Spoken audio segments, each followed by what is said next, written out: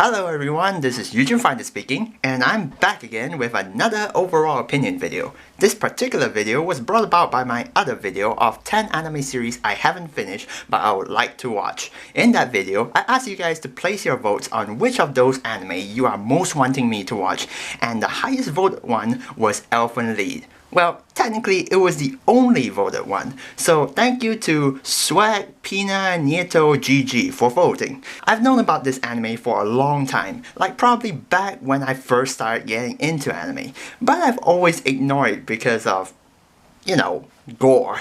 But now that I've finally finished this series, it's time to break it down. Now first of all, I need to address how me watching the entire show has changed my perception of it. Most of you would already know this anime is famous for its horrific and gory nature. It should be clear that this anime is not for the faint-hearted. But what surprised me was how little gore there actually was.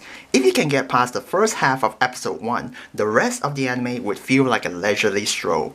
You could say that I have been spoiled so much to the gore scenes that it resulted in a misconception.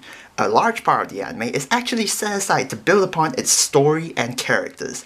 The story of Elfen Lied states that there are the existence of a specialized group of humans called Dicklinesses. What they have in common is the presence of horn-like protrusions on their heads.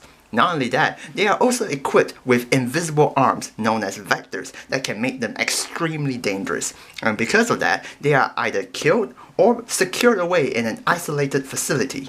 At the beginning of the anime, we are shown the escape of one of the Dicklinesses, Lucy, who is actually the main character.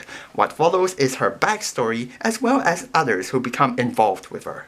The biggest praise I can give this anime is in its story. There are many powerful scenes that convey the issue of discrimination, which in this case involves the Dicklinesses. On one hand, Dicklinesses can be unpredictable and dangerous because of their vectors. However, if we don't take into account their special features, they pretty much act like normal human beings. So the anime does a really good job of bringing about this dilemma of whether or not all Dicklinesses need to be treated the way they are.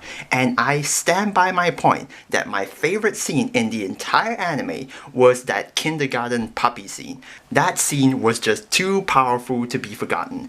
Before I even started the anime, that scene was more than enough to convince me that Elfen Lied was more than just mindless gore. Another good aspect I would point out from this anime is its execution of suspense. This is especially obvious when focusing on the two main characters, Lucy and Kota. Throughout the anime, and even from their first encounter, you kind of get hints that they had some sort of relationship in the past. However, you never really know what actually happened until the very end of the anime. Sort of. And I'm sure when the truth was revealed, it caught everyone by surprise. I know I was pretty much spoiled to that scene, but I swear my heart was beating so fast when it was approaching. By using this method of suspense, the anime is able to utilize its other episodes to develop its other characters. Most of the important characters get some form of development either through brief flashbacks or as the series progresses. They even took the time to explore briefly on Mayu's backstory, which I thought was some really good effort being put into it. And now unfortunately, I do have to point out some flaws that I personally found while watching Elfen Lied. Two of these tie in with the ending, but don't worry, there won't be spoilers yet, so you're safe. The first and biggest issue involves the scope. As I've mentioned, main characters are Lucy and Kota, so the anime spends a lot of time focusing on them along with characters related to them, and every so often, attention is switched to the isolated facility where Lucy escaped from.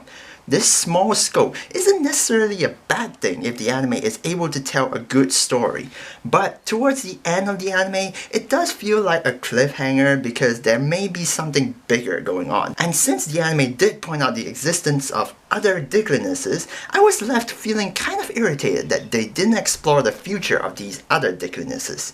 The next issue is actually how the anime ended.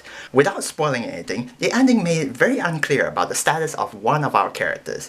As I was really worried about this character, the ending felt like a trope for keeping things in the dark. I will admit that I was kind of annoyed by it, and it actually made me wish there was a sequel.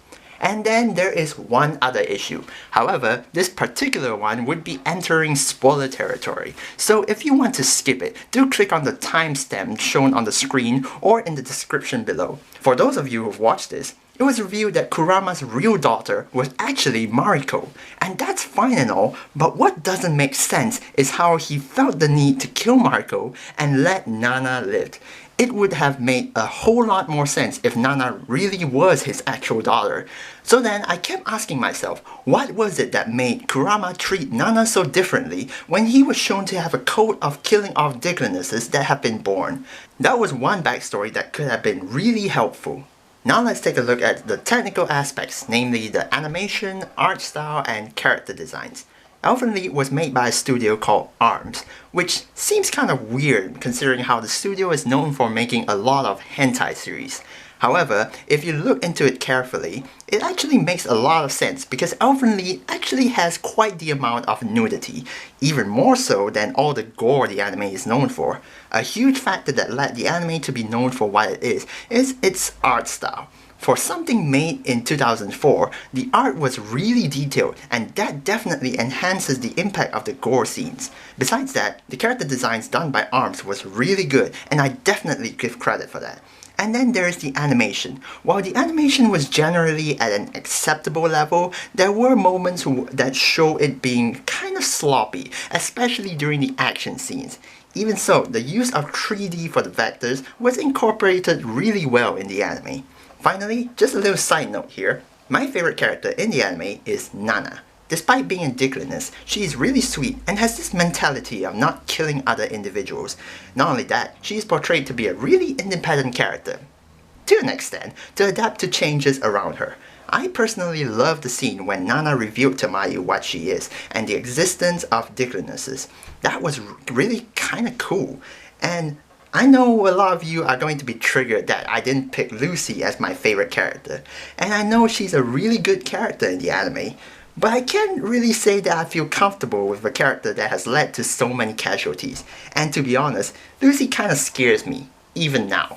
Now here we are at the part where I give an overall score for the anime. I did point out that there were quite a few flaws with the anime that could have been fixed. But even so, the anime was really engaging and I found myself constantly wanting to know more, no matter how far into the anime I went. In short, the pros clearly outweigh the cons in this anime, and that's why I am giving Elfen Lied an overall score of 9 out of 10 stars. While its flaws make it so that I can't really call this one my favorite animes, it is definitely really well executed, and I highly recommend you guys to check this anime out. Well, that does it for Elfen Lied, and thank you once again to SwagPenaNieto GG for getting me to finally check this anime out. I'll try my best to finish off more of these anime that I've started but haven't completed. And if possible, I might have to go back to rewatching some of the older anime that I've completely forgotten about. With all of these untouched series, we'll see how it goes. Anyway, for Elfen Lied, what did you guys think about it? Did you like it or dislike it? Leave your thoughts in the comment section below. And I'm sorry guys for having been gone for like a month or so, but it's in the middle of my semester right now, so... And finally, I have gotten most of my major assignments done, so I was thinking I've had this script of Elfen Lied for so long and I wanted to finally get done with this, and then, you know, because I did that voting thing, I might as well present something that is, you know, something more interesting than just the anime song countdowns. Not that I posted much of that because I have been really busy, holy crap. Really busy, but you know, I have a few plans coming out for next week or so. Maybe I'll see how it goes, you know, because right now I have a few weeks break, well, so to speak. I mean, I'm free right now for the next few weeks or so, so I'm thinking of doing something on YouTube, and we'll see how it goes, okay? So, not gonna guarantee anything yet because, you know, that might piss some of you guys off if I don't deliver. But there may be something coming out soon. So, do stay tuned for that.